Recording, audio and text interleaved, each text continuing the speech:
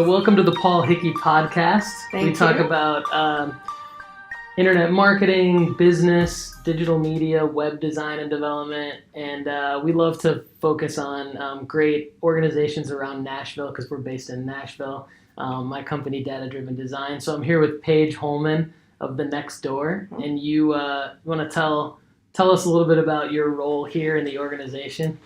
Yeah, I started as an administrative coordinator, and I was supporting operations and the clinical team. And about 3 months in, I recognized that there was a need for someone to manage all things IT because nobody wanted to. We have a bunch of clinical staff here that do counseling and case management and medical services and all sorts of things. Nobody wanted anything to do with anything computer related at all. And I love those things. So It worked out really well for me to carve out a role here. And I do everything from changing out toner in printers to on-site administration for our electronic health record system, and now I'm taking over updating the website and anything information technology or information systems related. I am the person that people come to, and then if I can't figure it out, I will refer them to our offsite IT support, Advanced Network Solutions, or we've got the electronic health record system. We've got customer support there as well. So, okay, awesome. Yeah, that's great. Yeah. So were you?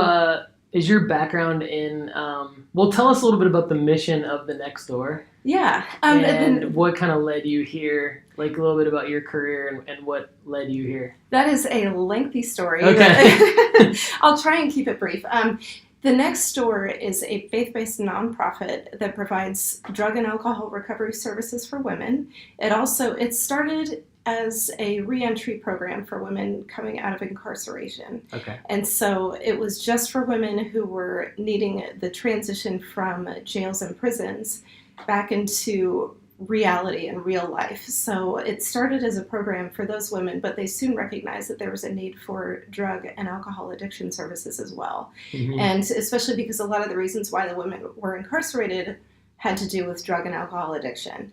So we have since incorporated that into our programming. So we have medically monitored detox, we have residential treatment, we've got outpatient treatment, and then we've got the reentry program, which is 6 months, and so that's for women coming out of jails and prisons, and they learn how to look for jobs, and we do their resume for them, and we just kind of help them reacclimate back into society. And then we've also got the Freedom Recovery Center, which is affordable housing for sober women and children. And then we've got the Chattanooga facility, which is just reentry, and we partner with the Tennessee Prison for Women down there. Okay. And so I have been here, actually this week makes 2 years. Okay. I started Thanksgiving week 2 years ago. And prior to this, I worked at the Ronald McDonald House, and before that, I was in for-profit, anything from Target Corporation to architectural and engineering firms, a geotechnical firm, and several other places all over the country, San Francisco, Portland, Minneapolis, awesome. And but I grew up in Nashville, and so I moved back here about 5 years ago, and I really wanted to find something that fed into my desire to give back and to help people. And actually last year I was getting a degree in, I was getting a master's in social work, but I decided at the last minute to give that up and sort of move into the information management side of things instead, which is a total 180. Uh-huh. But I'm one of those weirdos that I think, both sides of the brain, like I can communicate with service providers and I can also communicate with the technology folks. Okay. So I'm the go-between. So I'm getting a second bachelor's degree in health information management, and I'm doing that full-time when I'm not working here. Okay. Where are you doing that through? Western Governors University. It's online. Okay. Yeah, that's where I got my original bachelor's degree, so it was really easy to manage that and a full-time job. That's awesome. Yeah. So was it like just kind of you figuring out where you could help, where you felt like you could help the most, and you felt like just skills and sort of a passion for the IT side of things, and then being able to apply it with an organization like The Next Door to kind of... Yeah, it's been, it became readily apparent that there was a need to have someone on site at all times who could help people with their frustrations, technology-related frustrations. Okay. Because our operations director is wonderful, but she was being pulled in a lot of different directions. Mm-hmm. And being referred to somebody via a phone call is not as satisfactory as having someone there that can just show up, help you figure something out. And so it absolutely feeds, even though I'm not working directly with clients, I am absolutely helping our staff serve the clients. Yeah. And so I've had 20 years of mostly administrative experience supporting people, and I've worked in several IT departments, and so there was always a little bit of an undercurrent of technology because I'm not totally afraid of it. Yeah. Sometimes I'm a little nervous by it, but not totally afraid of it. And that has sort of morphed into a desire to make technology work for people and actually help them do their jobs better, easier, streamlining processes. So between a passion for data integrity and a passion for ease of technology use, all of that has sort of morphed into the job that I have right now, which is great. That is awesome. Yeah. That's really cool. I'm like totally self-taught on everything. Okay. Technology-wise, so I feel like I that resonates with me just in the ability to just kind of see a need to help someone, like a coworker, and then like figure something out. Yeah. And then make it into a. Did you kind of help kind of carve out the position for yourself here based on that need? Okay. Yeah. I absolutely wrote my own job description. That's awesome. Yeah, and I created my own title. It was wonderful. I have worked with an ITIS manager before, and so I knew. But it actually makes sense because I'm managing technology frustrations for people. Mm-hmm. I'm managing our electronic health record system and any other information systems. I research programs. We just implemented something called deputy scheduling so that we can help schedule this staff that work 24/7 and random times at random days. And so anytime there's a need identified for a software program, then I'm the one that people look to kind of research that and implement. So, and then write up training documentation and make sure people are using things correctly. And so there's little bits of everything. Very cool. Yeah, that's awesome. And I'm sure that the different arms of the organization out in Chattanooga and the other one that you mentioned, I'm sure that that's kind of exciting to be able to help just beyond Nashville in with the mission and everything. Yeah, it is. It's I like being able to drive down to the Chattanooga facility and work there for a couple of hours. It is completely different than our location here. And in feel, in staffing and clientele, everything about it.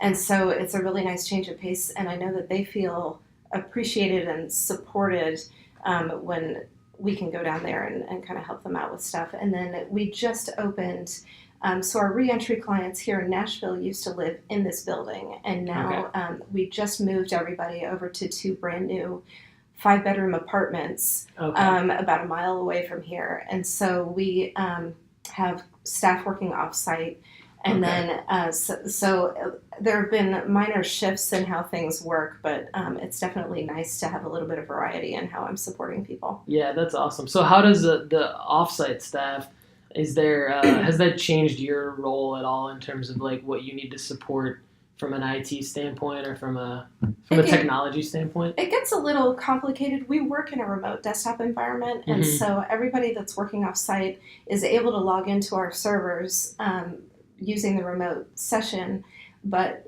they have to be able to connect first. And and so sometimes that means that they have to come on-site. We get everything set up for them, and then they can go off-site and work. So there have been a little bit of adjustments to how people work. But so far, everything is set up to ensure that everybody has the same experience, whether they're in the building or not, which is great. That's awesome. Yeah, not easy to do. No, definitely not easy to pull off. So, so on the, as you mentioned, like the kind of the serving the clientele side of things, how does the Nextdoor's digital presence through the website or any type of Google ranking or indexing the organization into like Google My Business or anything like that, just the overall digital presence, anything you guys do on social media, how does that play into, I guess, the ability to serve the right group of women and ultimately make an impact in their lives? Like, how does it all help get people in the door and really make an impact in their lives, like the technology side that the outside world sees? Yeah, well, we actually get a lot of people visiting our website and submitting a request for information, request for help, and those come in 24/7. Those are people that go to our website and say, I'm, 23 years old, I have 2 kids, and I'm addicted, and I really need help. Can someone please call me?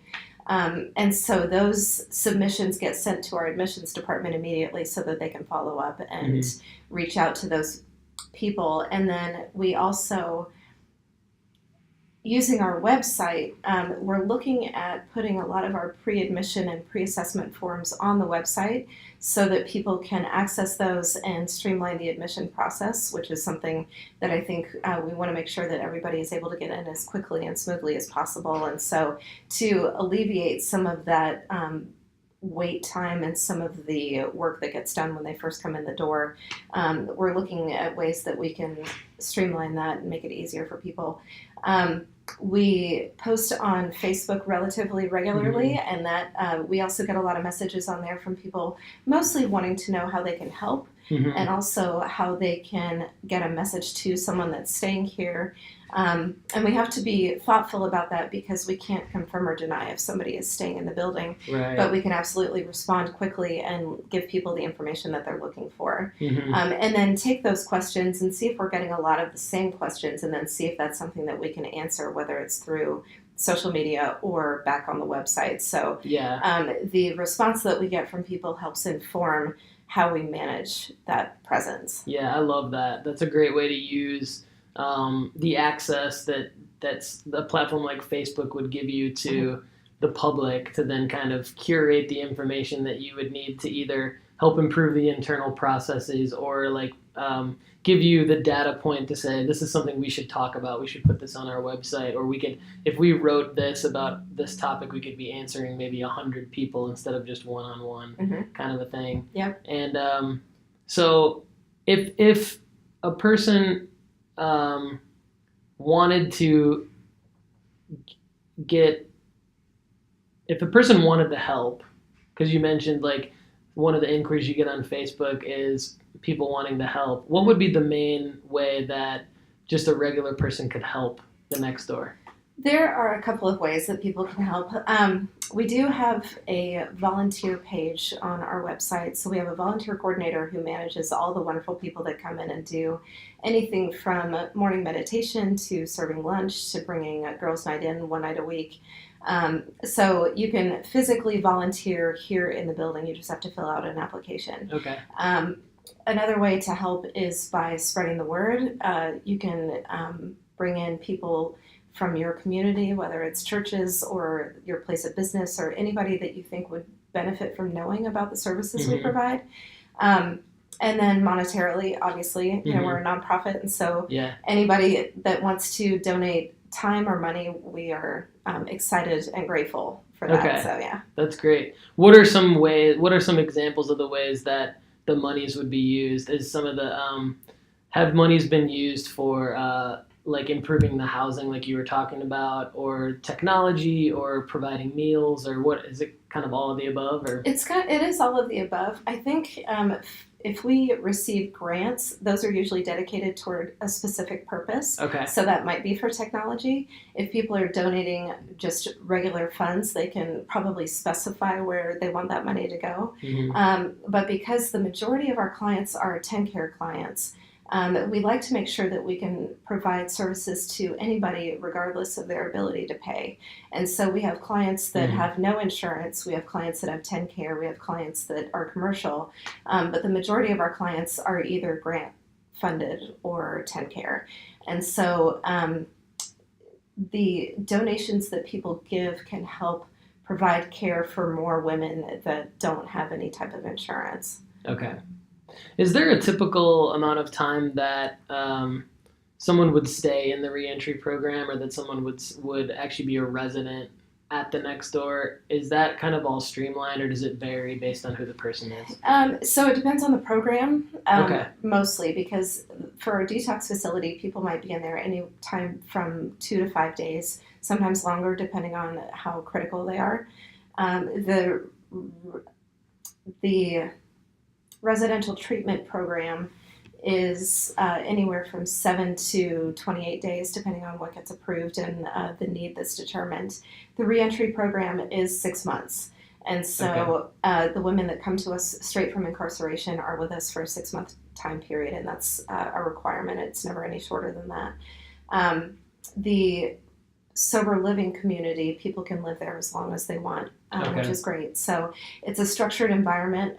They have a case manager, and they're expected to pay rent, and they have apartment inspections and things like that. So it's very structured, but we have people that have lived there for years and love it. So that's great. Mm-hmm. I was also curious about, I think it's interesting to learn all of these different things about a place like the Next Door, because it's such an amazing organization and mission, and very obviously knows exactly who the target audience is. A lot of folks that I speak to on the podcast or just off of the podcast, they're not necessarily as niche or narrow of a focus. So it's interesting for me to learn all these different things. And one of the other things I think about that I'm just curious about is vacancy or capacity. Does the Next Door have business goals as it relates to, filling spaces or rooms or beds or whatever the verbiage would be to use, or maybe speak to that however you can, because I think from a business standpoint, it's interesting to think of even a nonprofit operating in that way. Yeah. We do have goals, and so the reentry program is always full. It's 20 beds, 20 women, and there is never a lack of clientele. The same with the Freedom Recovery community. We have a waiting list that's over a year long. And so there is such a need for affordable housing in our community, and especially a sober, structured environment, that we've stopped taking applications at this point just because the need is so great and the list is so long. Here in the building for residential and detox, we do have a set goal of percentage of capacity at any given time, and then that is even broken out by payer types. So we want a certain percentage of commercial clients. You make more money from commercial insurance clients. And so obviously, those are good to have, but we want to be able to serve as many TennCare clients, as many Medicaid clients, and as many grant clients and those who don't have an ability to pay as possible. So we adjust our budgets and we adjust the work that we do and our staffing accordingly, just to make sure that we can have as many women as possible, regardless of their ability to pay. Awesome. Yeah. So we had, at least I had a good time earlier before the podcast, showing you the website, the back end of the website, updating everything. That's something that I'm really passionate about, and thank you for taking the time to be on the podcast. Thank you for taking the time to show me all of that, so I'm not nearly as fearful. Absolutely. Like I said, I'm very passionate about everybody being very self-sufficient as it relates to being able to update a website. And so it was fun to come show you that. I'm glad we had the opportunity to meet as well. Absolutely. And thanks for doing this. Yeah, thanks for having me. Thanks so much.